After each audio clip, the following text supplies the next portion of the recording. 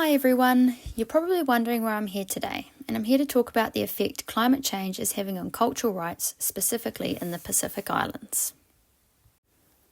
So, what are the threats to cultural rights posed by climate change in Pacific Island countries?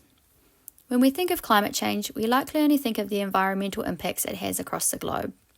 What we neglect to consider are the impacts these changes have on human rights, specifically cultural rights. The rise in sea levels on small atoll islands and coastal island communities not only erodes coastlines, but the contamination of fresh drinking water in fertile croplands leaves these ecosystems uninhabitable. This forces communities in the South Pacific to abandon their cultural land, which is closely connected to their intangible cultural heritage. Cultural heritage within the South Pacific is interconnected with nature and place-based. Consequently, this type of permanent diaspora can cause a reduction in cultural diversity for the region and have negative impacts on South Pacific Islanders' identities. Furthermore, the complete abandonment of atoll islands would have implications for the right to self-determination. Cultural diversity promotes a more innovative, tolerant, and stronger world. Therefore, the threats to rights posed by climate change should not be overlooked. But what groups are more impacted and why? Climate change affects all human life. However, not all communities are impacted equally. Pacific Island countries are more vulnerable to the impacts of climate change due to their physical size, generally limited natural resources, and high susceptibility to frequent hurricanes, droughts, tsunamis, and volcanic eruptions. This is amplified by the marginalisation of the communities that tend to live in this region. This permanent diaspora caused by climate change violates almost half of the articles laid out in the United Nations Declaration on the Rights of Indigenous Peoples, most of which are linked to the use of their cultural or traditional land. How has globalisation contributed to the threat on human rights? Globalisation and the homogenised world we live in today can be attributed to this forced cultural assimilation. While globalisation can have a positive effect on the delivery and actions for upholding climate justice, it could also be considered responsible for climate-induced diaspora through the growth of transport, offshore manufacturing, and neo-colonialism. So how have the Pacific peoples responded? In a world first, Fiji has developed its own laws and policies to help mitigate the impact on cultural heritage loss caused by climate-induced displacement. These include the Planned Relocation Guidelines, the Displacement Guidelines, and the Climate Relocation Trust Fund Act 2019. Not only do these policies provide the framework for unplanned or urgent displacement, but they also provide the framework for the planned, proactive movement of communities who, due to climate change, have no other choice but to relocate. There are two cases of planned relocation in Fiji that are a great example of how their cultural heritage has been impacted. The first ever village in Fiji that was relocated was the Vinadegola village in 2014. This 140-person village was relocated from the coast to roughly 2 kilometres inland and uphill.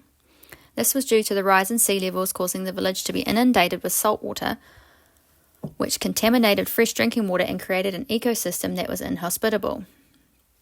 While there were many benefits to the relocation, including peace of mind for the villagers, better access to transportation, education and medical care, there was a negative impact on their cultural heritage. The decision was made by elders to disentomb and relocate the burial site of their ancestors. Unfortunately, a stillborn child was the first burial at the new site, which was interpreted as a bad omen from their ancestors. For the same reasons as Vinadegola village, Korolevu village was relocated inland and uphill, providing better shelter and reduced flooding. Despite that, the daily ritual of fishing on the coast was reduced to a few days a week due to the distance, losing their traditions and customs surrounding this daily ritual. Because of this, some villagers have chosen to stay living at the coastal village site. Hoffman labels this culturecide and states that environments are not only a physical entity, but are perceived by humans and modulated into cultural values, norms, and other aspects that, in short, constitute a particular culture. So why does New Zealand have a duty to help? The identification of duty bearers regarding climate justice is difficult due to it being a global issue where all countries have contributed to greenhouse gas emissions, making it impossible to establish which countries have contributed to climate damage. Despite this, we are global citizens, and we are members of the global community. We have the right and responsibility to act globally. If New Zealand wishes to benefit and participate in the positive outcomes of globalisation, then we must be willing to remedy the negative, especially in our neighbouring countries in the Pacific Ocean. Having an innovative, tolerant and stronger world will benefit us in many ways, but we need to collaborate as citizens of New Zealand and global citizens to help mitigate the loss of cultural heritage and diversity. The neoliberalist ideals that seem to be flowing through the current New Zealand government suggest that as individuals we should be responsible for making individual changes. While small household changes will contribute to reducing our carbon footprint in the long term, we need to act now as a collective to ensure the cultural rights of the South Pacific nations are protected. So what actions can you take now? Instead of backing out of the Paris Agreement as Winston Peters has suggested, why don't we put in the time, effort and funds to meet our targets, and then hold the other participating countries accountable to their targets? Going by the interview done with Winston Peters on the 24th of March 2025 by Eloise Gibson, educating the members of Parliament would be the first step. If Winston is confused, then surely others are too. As a nation-state in Te Moana Nui a Kiwa, we should be consulting directly with Pacific Island countries to ensure we are helping them in the best possible way to ensure their cultural rights are protected from climate change damage caused by us. Thank you for your time.